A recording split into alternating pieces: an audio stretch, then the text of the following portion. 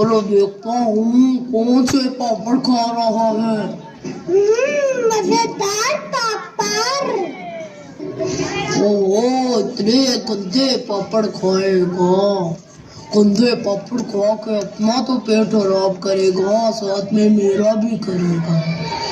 पता नहीं कब खत्म होंगे ये गंदे पापड़। अभी तो मेरे पास एक और भी है। हाय हाय, इन पापड़ों से इसकी क्या जान बनेगी।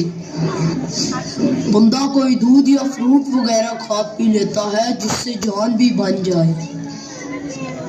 पापड़ों से इसकी और मेरी क्या जान बनेगी। हो हाँ, गंदे पापड़, इससे तो मेरा पेट खराब हो जाएगा। मैं तो बनाना खाऊंगा। क्या सोच रहे हो, जल्दी खाओ, मुझे भूख लगी है। सोच रहा हूँ बिस्मिल्लाह पढ़कर खा लेता हूँ। नहीं, बिस्मिल्लाह मत पढ़ना, मैं भूखा रह जाऊंगा। बिस्मिल्लाहिर्रहमानिर्रहीम। मत पढ़ो, ना पढ़ो।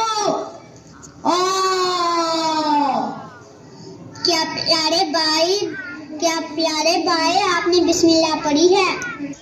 नहीं, मैंने तो नहीं पढ़ी।